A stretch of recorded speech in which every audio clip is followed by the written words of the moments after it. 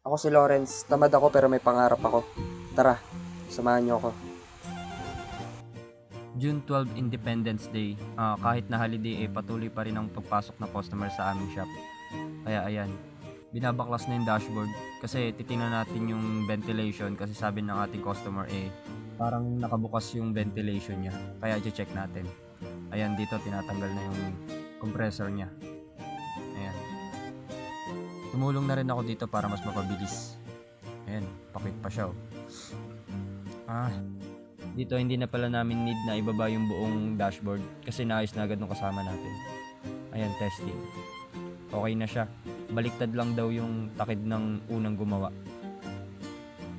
Bali, tatlo pala yung ginagawa namin. Ayan, isang Toyota Fortuner na additional auxiliary fan. Ang ilalagay pala dyan yung pang Starex. Sobrang lakas nun. Kahit sobrang liit, sobrang lakas. At yung nasa loob naman is Hyundai Santa Fe. Isa ring palit ng compressor tsaka condenser. Ayan, yun yung sinasabi ko sa yung Starex, pang Starex. Yan, dyan ilalagay magkabilaan. Ayan, kinukuha niya na yung isa. Bali, yan yung ginagawa namin sa loob. Ayan, Hyundai Santa Fe. Ayan, nahihiya pa siya.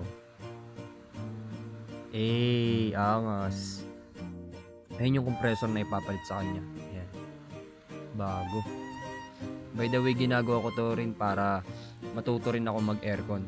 Para balang araw makapagpatayo rin ako ng sarili kong shop, di ba?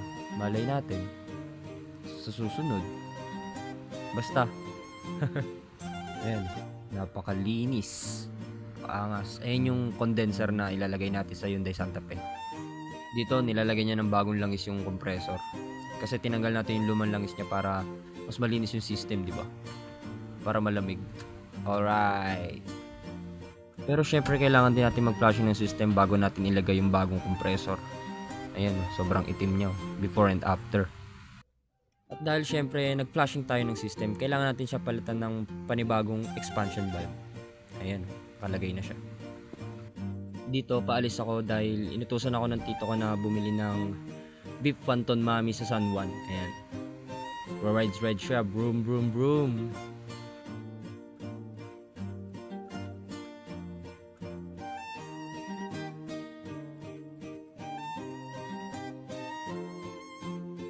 Kaya mga guys, kahit sobrang init, kailangan natin uminom ng tubig. Stay hydrated tayo mga guys. Sobrang init niyan. Naka-t-shirt nga lang ako niyan eh. Tinitiis ko na lang yung init. Tsoko na batok talaga malala. Dito, liliko na ako banda dito. Tapat ng JRU. Ayan na. Tapos kaliwa. Tingin muna. Ayan. Clear. Clear. Alright. Diretso. Dito malapit na yan. Ayan na. Charlie. Ayan. Naku po, walang paradahan. Abante tayo konti. Dito. Pwede na yan. Dito nakapag-order na ako, magbabayad na lang. Muntik pang mahulog. Ayan. Bayad na siya. Nakakaya naman mag-video kung hawak-hawak ko yung camera, diba? Kaya pinato ko na lang sa upuan at iniwan ko bukas yung camera. Dito kukunin ko na yung in-order ko. Mabilis lang naman siya, siguro mga 5 minutes ako naghintay. So ito, nagtaka ako kung bakit nagbago ng parada yung ko. Yung guard nga pala dito, sobrang bait ng guard dito. Binago niya. Dito pauwi na ako, babalik na ako ng shop. Sobrang init niyan, grabe. Dito nag-shortcut na ako kasi doon sa kabila may stoplight pa. Dito dire-diretso na. Liko na lang ako sa kanan. Tingin muna, ayan. Grabing init niyan, tutok sa mukha. Ayan, dyan lang pala kami, Kalentong Mandaluyong, boundary lang. Ayan na, STI. Tapat ng Shakey's. Tapos liko ng kanan. Ayan.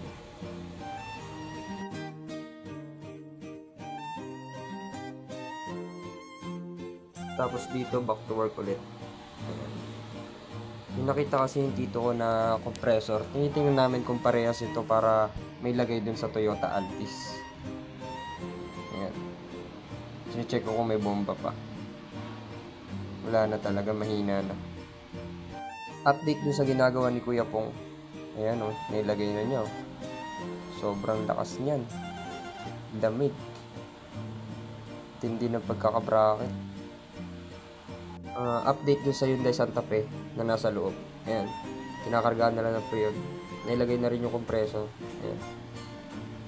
Kakarga na lang. Mamaya check natin yung lamig sa loob. Alright. Okay, check natin yung reading niya. Ayan.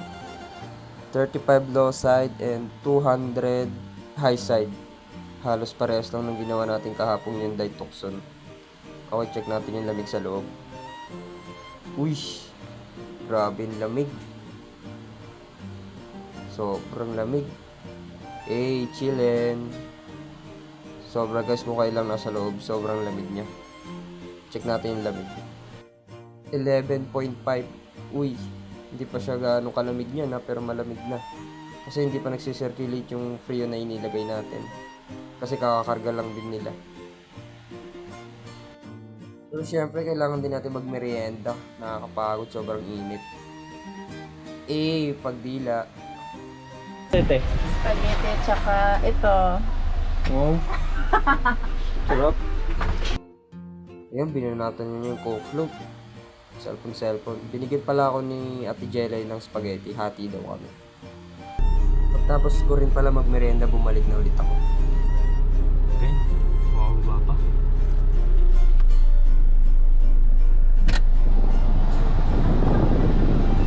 So ayun, natapos din naman agad yung Hyundai Santa Fe. Natagalan lang dahil doon sa mga pyesa. Saka ito din Toyota Fortuner patapos na rin. So dahil natapos na yung Hyundai Santa Fe, pinasok na namin itong Toyota Altis. Diyan sa part na yun, pina-flash na namin system. Tsaka yung evaporator niya. Hindi na namin siya binaba dahil nga okay naman at malinis. Kaya dyan na lang siya pinlashing. Ayun pala yung pyesa na ilalagay natin. Ang tawag dyan, condenser. Ayan yung ilalagay natin dun sa Toyota Altis. Kalinis, bagong bago. Ayusin mo ng gupit, baka magupit mo yung condenser. Ayan. Tanggalin na natin. Ayan. Bagong bago. So yun pala, katatapos lang din niya mag-flashing.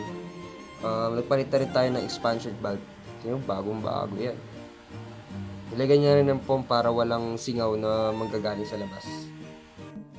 Sa part na yan, umalis ulit ako kasi pinapabili ako ng rugby. Hindi ko alam kung bakit kailangan ng rugby. Kasi sabi, bili daw ako. E di bibili ako. Ayan. Malapit lang naman siya. Bagong bayan, liliko ako sa kaliwa. Ayan. Rides na naman si kuya mo. Sige, sagasaan mo. Diyan, dire-diretso lang tayo. Hanggang mapunta natin yung pagliko ng Bacood. Yan. Pakainit pa rin ng gantong oras. Grabe. Uy, hala, may mga aso. Hala, cute. Bulldog.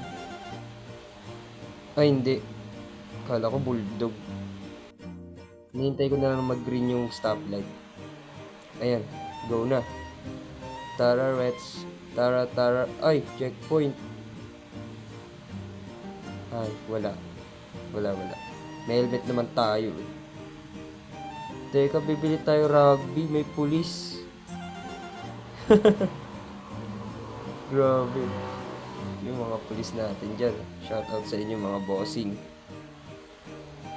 Sabi ko niyan, bossing, pabiling rugby. Kulit nung kuya dyan. Sabi niyan, lakas ng tama nito. Rugby talaga. Tapos yun, nakabili na ako. Okay na.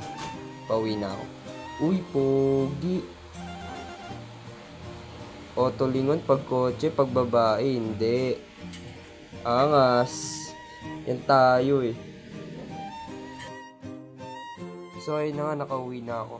Sakto, tapos na rin sila. Kakarga na lang. Pero check na rin natin yung reading niya. Ayan o. 35 low side and 175 high side. Ayan o. solid. Halos wala na talaga rin akong masabi kasi sobrang pagod na. Pero check natin lamig oh. 7.8, 7.6, 7.5. Bumababa pa siya. Grabe naman talaga kalamig oh. Diyos mio, Marimar. Drive siya oh. Pero grabe, ayun oh, 6.9, bumababa pa. Pero sabi nila umabot daw ng 5.2 yan eh. Pag alis ko. Ayos, solid, lamig. Bumaba pa siya, oh. 5.2. Lamig niyan, Gar.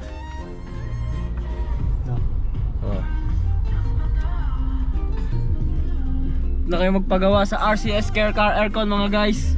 Kitang-kita nyo naman, ang lamig. Sulit na sulit. Tumatakbo pa, malamig pa yan. Parang araw-arawin ko na to. Vlog. Oo, parang masanay. So ayun guys, natapos na rin naman lahat.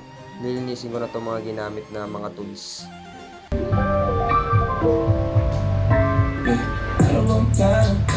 Sana naman kahit kadalan ng panaginip mo, sabi mo ka kung anong gusto ng presyo, ganun ako at pagkatahigdrado. So ayun guys, ang mga nangyari sa loob ng buong isang araw ko. Sana naging masaya kayo at nalaman nyo kung ano mga ginagawa ko. Kaya sana patuloy lang kayo sa panonood. Salamat sa panonood. Paalam!